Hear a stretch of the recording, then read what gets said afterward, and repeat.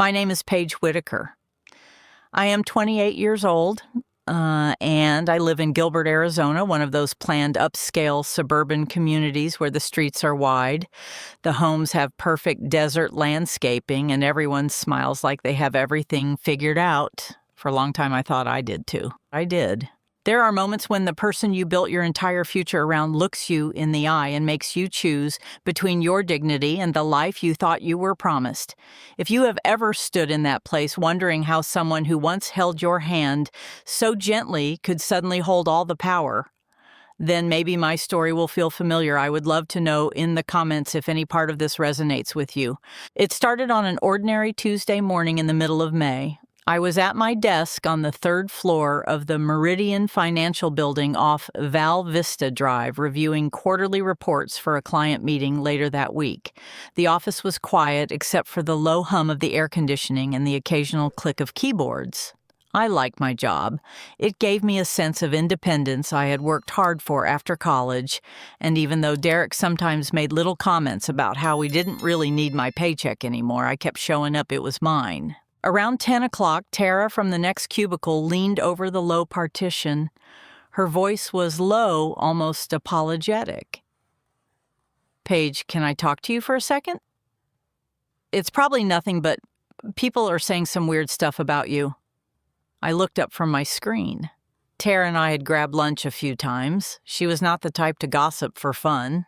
"What kind of stuff?" She glanced around before answering, "That you have been missing deadlines because of personal drama, that you might be looking for another job and bad-mouthing the team. Someone even said you were seen crying in the parking garage last week. I know it is not true, but it is spreading fast. Vivian in HR asked me if everything was okay at home." My stomach tightened. I had not missed any deadlines. I had not cried in the parking garage. And I definitely had not been looking for another job. The only person who knew anything about my home life was my best friend Jenna, and she would never repeat anything I told her in confidence. At least that is what I had believed until that moment. I thanked Tara and tried to focus on my screen, but the words blurred. Before I could even process what she had said, my phone lit up with a text from my husband. "We need to finish this tonight. Sign the papers, or I am calling your parents and telling them everything. Your choice." I read it twice. The papers he was referring to were the estate planning documents he had brought home the week before. He had framed them as protection for our future inheritance from his parents' properties in Scottsdale and their investment accounts. He said signing would make everything cleaner, that it would show his family we were serious about building a life together. I had been hesitant because something about the language felt off, like it gave him far more control than it protected me. I had asked for time to read them with a lawyer. He had called me paranoid.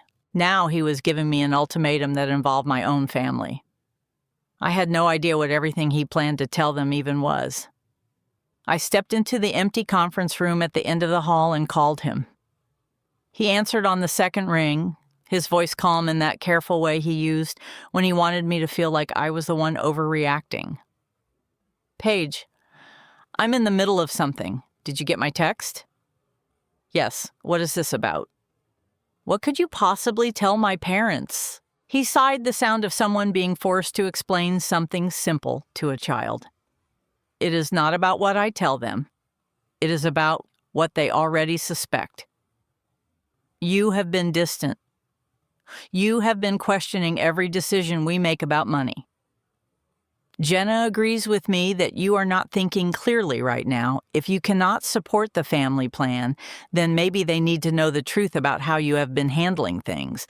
Jenna, my best friend since we were 19, the person who had stood beside me at our wedding, the one I called when I could not sleep because I was worried I was being too difficult about the documents. She had listened and said, "You are allowed to ask questions, Paige. But maybe Derek is just trying to protect what his family built." I felt the floor shift under me even though I was standing still. "I am not signing anything until I understand it," I said, trying to keep my voice steady. "And I do not appreciate you bringing Jenna into this or threatening to call my parents." Then do not make me, he said. His tone never rose. That was the worst part. He sounded reasonable. Sign them tonight when I get home. Or I make the call. It is that simple. He hung up before I could answer. I stood in the conference room for a long time after that, staring at the desert mountains visible through the window. Gilbert looked so peaceful from up here. Rows of stucco homes with red tile roofs, green golf courses, families walking their dogs in the late afternoon light. It was the kind of place people moved to for safety and stability. I had believed we were building that. When I finally went back to my desk, Tara gave me a worried look, but did not ask. I tried to work, but every email felt like it took twice as long to read. By lunchtime, the rumors had clearly spread further.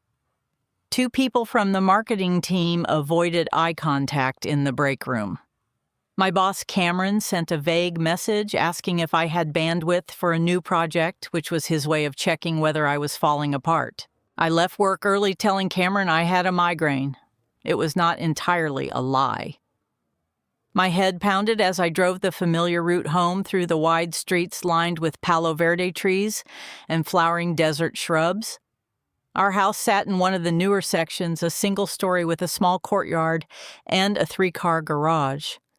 Derek's car was already in the driveway when I pulled in. He was home early, too. Inside the house was cool and quiet. He was in the kitchen scrolling on his phone, a glass of water on the counter beside him. He looked up when I came in. "You are home early," he said. "So are you." He set the phone down. "Did you think about what I said I dropped my bag on the island? I thought about how you are using my parents as leverage and how you are using Jenna. What did you tell her?" He shrugged, the movement small and dismissive. "She is worried about you." "We both are. You have been different since I brought the papers home, questioning everything, acting like you do not trust me to handle our future." "Our future," I repeated. The words tasted bitter. "Those papers do not protect both of us. They protect you and cut me out if anything happens." I read enough to see that. His expression did not change. "Then sign them and stop making this difficult. My parents are not going to keep waiting. They want to see that we are aligned before they finalize anything with their estate. You know how important that inheritance is for us, for the life we talked about." I had heard that line for months. The life we talked about. The house we would upgrade. The security his family's money would give us. He had made it sound like a gift he was offering me, not a chain he was fastening around my choices. "I am not signing tonight," I said quietly. "I am going to have someone look at them." For the first time, something flickered in his eyes, not anger, something colder. Calculation. "Then I guess we are doing this the hard way," he said. He picked up his phone again. "I will let your mother know we need to talk. She has been concerned anyway." He walked out of the kitchen before I could stop him. I heard the door to his home office close. I stood there alone in our kitchen, the afternoon light slanting across the quartz counters. My hands were shaking. I had never felt so small in my own house. That night after he went to bed, I sat on the couch with my laptop. I told myself I was just checking old emails looking for anything that might explain why he was suddenly so urgent about those documents. What I found instead was a thread between him and Jenna from 2 weeks earlier. It had been buried in a shared folder we sometimes used for household things. I almost did not open it. But something made me click. The messages were short. Clinical. "Derek, she is still pushing back on the papers. Jenna, keep the pressure on. Once she signs, the rest falls into place. Your parents will not question anything if it looks like a joint decision. Derek, and if she runs to her family, Jenna, then we use what we have. The rumors at her work are already working. She will look unstable. No one will believe her." I read the exchange 3 times. My best friend? The woman who had helped me pick out my wedding dress? the person I had trusted with every fear I had about my marriage. She had been helping him. I closed the laptop and sat in the dark living room for a long time. The only sound was the soft whir of the ceiling fan. Outside, the neighborhood was silent. Everyone else was sleeping peacefully in their perfect homes. I did not confront him that night. I did not scream or cry where he could hear me, and instead, I went to the spare room we used for storage and found the small box of old electronics we had never gotten around to donating. Inside was a tiny wireless camera I had bought months ago when there had been some break-ins reported in the area. I had never set it up. That night, I placed it on the bookshelf in the living room, angled toward the couch and the coffee table where we usually talked. I connected it to an app on my phone and tested it. The picture was clear. The audio picked up voices easily. I did not know exactly what I was looking for. I only knew I could not keep walking through my own life blind. The next morning, I left for work before he woke up. I did not leave a note. On the drive, I kept checking the app on my phone at red lights, even though I knew nothing would be there yet. The camera was just a small red light in the dark now waiting. At the office, the rumors had grown louder. People stopped talking when I walked into the break room. Cameron called me into his office and asked in the kindest possible voice whether I needed some time off. He said it was okay to admit if things at home were affecting my focus. I told him everything was fine and went back to my desk. That afternoon, while I was pretending to work, my phone buzzed with a notification from the camera app. Motion detected. I slipped into the stairwell and opened the feed. My husband was on the couch with Jenna. She must have come over right after I left. They were not touching. They were talking in low voices, but the camera picked up every word. "She is going to crack soon," Jenna said. "The stuff I planted at her work is already making people question her. Once she signs, we can move forward with the accounts. Your parents will transfer everything once they see the papers are in your name only." My husband nodded. "She thinks this is still about love. She has no idea how much is actually at stake." Jenna laughed, a small, sharp sound. "She never did. That is why this works." I sat on the cold concrete steps of the office stairwell watching my husband and my best friend plan the rest of my life without me. The camera kept recording. I did not stop it. For the first time in years, I felt something settle inside me that was not fear. It was clarity. I had spent so long trying to be the wife he wanted, the friend she needed, the daughter who did not cause trouble. I had believed that if I just tried harder, the life we had talked about would appear. But the life they were building did not include me at all. I closed the app and stood up. My legs felt unsteady, but I walked back to my desk anyway. I opened a new email to Vivian in HR. The subject line was simple request for formal meeting regarding workplace rumors and potential harassment. I hit send before I could talk myself out of it. Then I texted my brother, Tyler. We had not talked much lately. He lived in Phoenix and worked long hours at a law firm, but he had always been the one person in my family who did not immediately take everyone else's side. "Ty, I need your help with something. Can we meet this weekend? It is important." He replied within minutes. "Of course, everything okay?" I stared at the screen for a long time before answering. "I do not know yet, but I think it is about to be." The next morning, I drove to work with the camera app open on my phone like it was a second heartbeat. Every red light, I checked the feed from the living room. Nothing new had happened overnight. My husband had left for his office before I woke up. The house was empty, and the small red light on the bookshelf kept its silent watch. I arrived at the Meridian Financial Building just after 8. The usual morning quiet felt heavier. 2 people from the operations team nodded without smiling when I passed their desks. Tara gave me a quick worried glance from across the room, but did not come over. I sat down and opened my laptop. The email to Vivian in HR was still sitting in my sent folder. No reply yet. My husband texted at 9:15. Did you really email HR? That was a mistake. I stared at the screen. He must have heard from someone at my company. Derek had connections everywhere in Gilbert's business circles. I did not answer. Instead, I opened the camera app again. The living room was still empty. At 10 o'clock, Vivian replied. She asked if I could meet at 11:30 in her office on the second floor. I typed back that I would be there. Then I texted my brother Tyler again. Can we meet after work? Somewhere quiet. It is about Derek and Jenna. He answered fast. Coffee at the place on Healy and Warner, 6:30.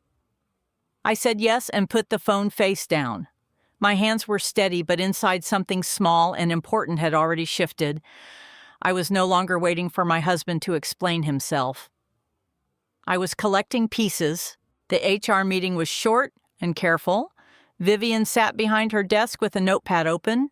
She was polite in the way people are when they are documenting something they hope will go away.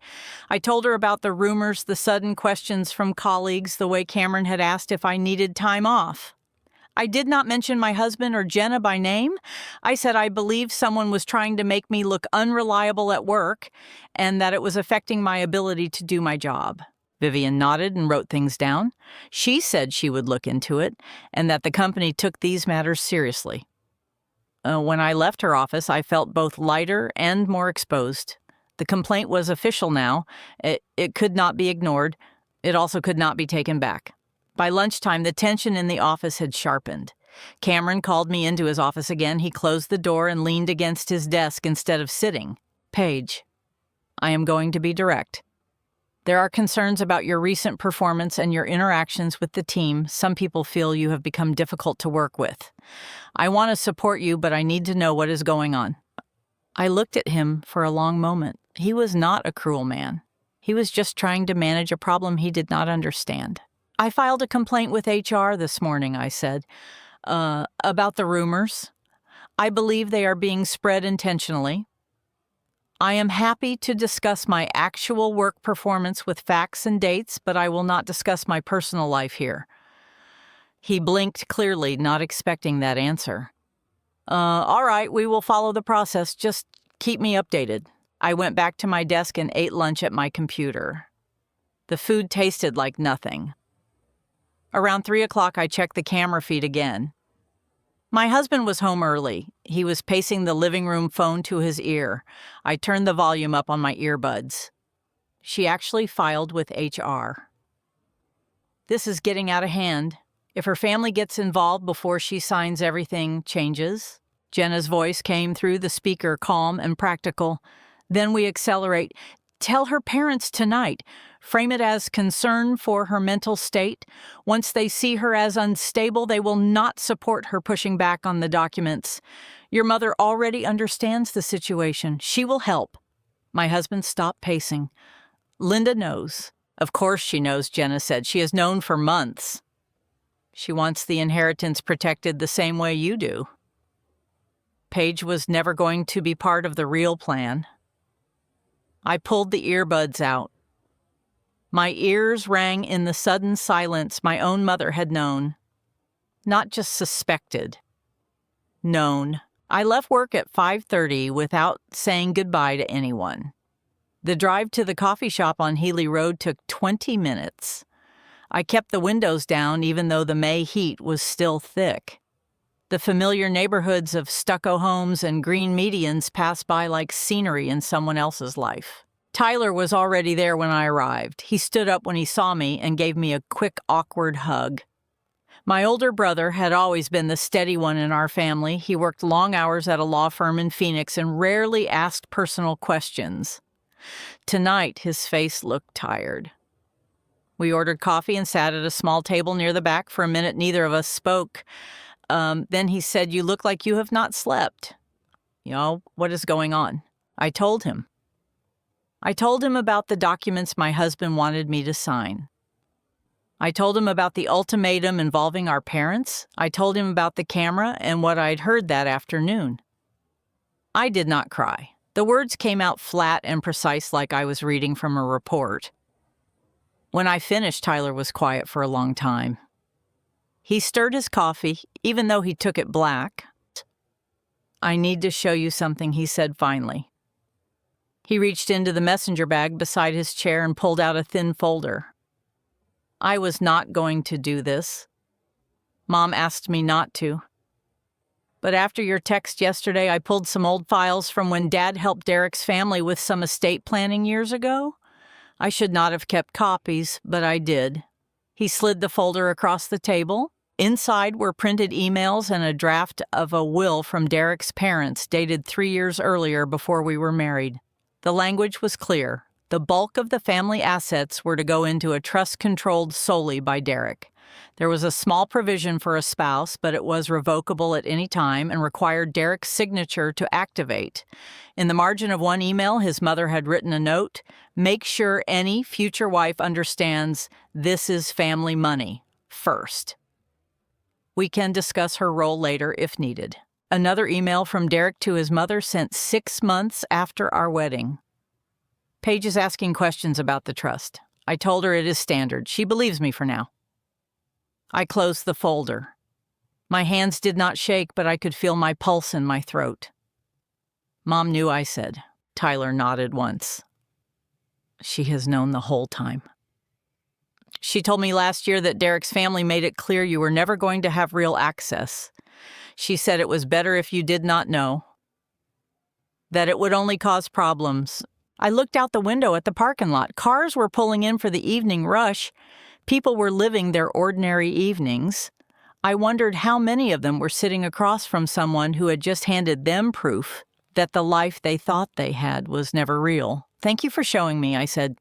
Tyler reached across the table and squeezed my hand once, then let go. "I am sorry I did not say something sooner. I thought maybe it would work out, that maybe he would change his mind once you were married." We sat there for another 20 minutes. He offered to let me stay at his place in Phoenix if I needed space. I told him I was not ready to leave my own house yet. Not until I understood exactly how much had been taken from me while I was still smiling and signing joint tax returns. When I got back to the car, I checked the camera app one more time. My husband and Jenna were gone. The living room was empty again. But the small red light was still on. I drove home through the darkening streets of Gilbert. The neighborhood looked the same as it always had. Perfect lawns, quiet driveways, families eating dinner behind lit windows. I pulled into our garage and sat in the car with the engine off for a long time. My phone buzzed with a text from my mother. "Your father and I are coming over tomorrow night. Derek says you have been struggling and we need to talk as a family. I think that's a good idea." I read it twice. Then I turned the phone off completely. Inside the house, the air felt different. Not colder, just thinner. I walked through the kitchen and into the living room. The camera on the bookshelf was still recording. I left it there. My husband came home an hour later. He set his keys on the counter and looked at me like he was measuring how much fight I had left. "Did you have a good day?" he asked. I met his eyes. For the first time in years, I did not look away first. "No," I said, "but I think I finally understand what kind of day it actually was." He smiled, small and patient. "We can still fix this, Paige. Sign the papers tonight. Let me handle the rest. Your family will understand once they see you are willing to do what is best for everyone." I did not answer. I walked past him into the spare room and closed the door. I sat on the edge of the old futon and opened the folder my brother had given me again. The words had not changed. Outside in the living room, I heard my husband's voice on the phone again. He was speaking quietly. I could not make out the words, but I recognized the tone. It was the same tone he had used the day he asked me to marry him. Reasonable, certain. Already deciding what the future would look like. I opened the camera app on my phone and watched him pace while he talked. The red light on the bookshelf stayed steady. Tomorrow my parents would come. My mother already knew the truth and had chosen to keep it from me. My best friend had chosen my husband. My husband had chosen control over the life we were supposed to share. I had chosen for the first time to stop pretending I did not see it. The camera kept recording. I kept watching. And for the first time in a very long time, I was not afraid of what would happen next. I was only waiting to see how much more they would show me before I decided what I was willing to lose to get free. The next evening, my parents arrived at 7 o'clock exactly. My father, Mark, carried a bottle of wine he set on the kitchen counter without meeting my eyes. My mother, Linda, hugged me the way she always did, quick and careful, like she was already bracing for the conversation she knew was coming. My husband was already home. He had changed into a clean button-down and stood in the living room with his hands in his pockets, the picture of a concerned spouse. Jenna was not there in person, but her presence hung in the room anyway. I could feel it in the way my mother kept glancing at my husband instead of at me. We sat in the living room. The camera on the bookshelf was still recording. I had left it there on purpose. My father cleared his throat. Derek says you have been under a lot of stress at work. He thinks maybe we should all talk about how to support you better. I looked at my mother. She was studying the coffee table. Before we talk about supporting me, I said, I want to show you something. I opened the folder my brother Tyler had given me and placed the printed emails on the table. Then I turned on the television and cast the footage from the camera app. The first clip played my husband and Jenna on the couch discussing how to make me look unstable at work and how my mother already understood the real plan for the inheritance. The room went very quiet. My mother's face did not change at first. Then her shoulders dropped just slightly. My father leaned forward and read one of the emails twice. My husband tried to speak. This is out of context. Paige has been twisting everything because she is scared of commitment. I stopped him. The camera does not lie. And neither do these documents. Your parents' will was written before we were married. You told your mother I would never have real access. You have been planning this since before the wedding. He looked at my mother, not at me. Linda, tell her this is not what it looks like. My mother finally lifted her eyes. For a second, I thought she might deny it. Instead, she said very quietly, I knew. Derek's family made it clear years ago that the money stays in their bloodline. They asked me not to say anything because it would only upset you. I thought if you were happy, it would not matter. The words landed like stones.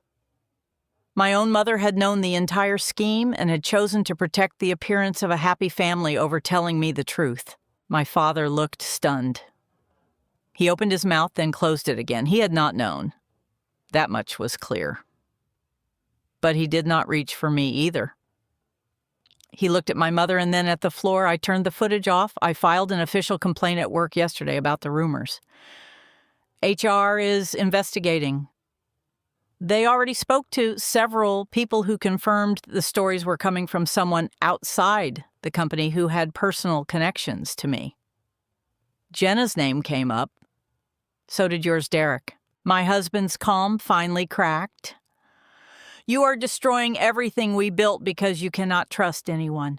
Your family is here trying to help, and you are throwing accusations around like I am not destroying anything I said. The words came out steady. I am refusing to keep pretending the life you promised me was ever real. My mother started to cry, then small and quiet. She did not ask me to forgive her. She did not offer to stand beside me. She just sat there with tears on her face and said nothing. My father stood up. I think we should all take some time, he said. His voice was tired. He looked at me for the first time. Paige, I am sorry. Then he took my mother's arm and they left. They did not say when they would be back. I knew even then that it might be a very long time. After they were gone, my husband tried one last time. He stepped closer, lowering his voice, the way he always did when he wanted to sound reasonable. We can still fix this. Sign the papers. We tell everyone this was a misunderstanding. Your job will be fine. Your parents will come around. Jenna will stay out of it. We can go back to how things were." I looked at him for a long moment. The man I had married was still standing there, but I no longer recognized the future he was offering. "No," I said, "we cannot." I walked into the bedroom, packed one suitcase with clothes and the folder from my brother, and called a rideshare. I did not tell him where I was going. I did not need to. I stayed that first night at a small extended stay hotel near the freeway. The room was plain and quiet. I sat on the edge of the bed and finally let myself cry. Not loud, just steady tears that felt like they had been waiting for months. The next morning, I called Spencer Hale, the lawyer Tyler had recommended. I met him at his office in Chandler 2 days later.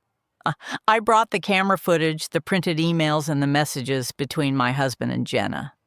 Spencer listened without interrupting. When I finished, he said the documents my husband had wanted me to sign were designed to remove any claim I might have had to future assets. He could help me file for legal separation and request that the court freeze any joint accounts until everything was reviewed. He also said the workplace complaint and the footage gave me strong ground if I wanted to pursue anything further.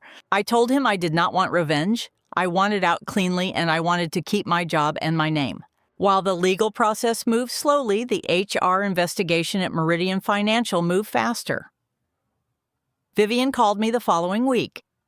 The company had traced several of the rumors back to messages and calls that originated from Jenna's phone and from my husband's work line. They offered me a formal apology and moved me to a different team with a slight raise, so I would not have to interact with the people who had believed the stories. Cameron sent me an email that simply said I should have asked you directly. I am sorry. It was not justice. It was acknowledgement. It was enough. I found a small apartment in the same part of Gilbert, closer to the freeway, but still in the neighborhood I knew. Riley Quinn, a coworker who had quietly supported me during the investigation, helped me move the few boxes I had taken from the house. She did not ask for details. She just showed up with coffee and stayed until the bed was made. My mother called once 3 weeks later. She said she hoped I was doing okay.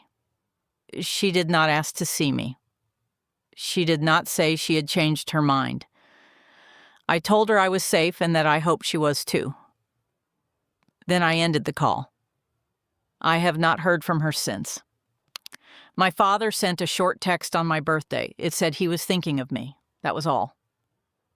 My sister Brooke has not reached out at all. I understand now that some silences are choices. My husband tried to contact me through lawyers at first. When that did not work, he stopped. The last I heard, he and Jenna were still seeing each other. I do not know if his parents ever transferred the inheritance the way they planned. It does not matter to me anymore. 6 months later, I sat on the small balcony of my apartment, watching the sunset turn the desert sky orange and pink. The air smelled like creosote after a rare rain. I had just come from a meeting with Spencer. The separation was final. I had kept my job, my savings, and my name. I had lost my marriage, my best friend, and the family I thought would always choose me. I still feel the loss on some days. It sits in my chest like a quiet weight, but it is no longer the heaviest thing I carry. I have learned that boundaries do not always bring the people you love back to you. Sometimes they only bring you back to yourself. That has to be enough. For me, it is. Thank you for listening to my story. If you have ever had to choose between keeping the peace and keeping your peace, I hope you know you are allowed to choose yourself. Would you walk away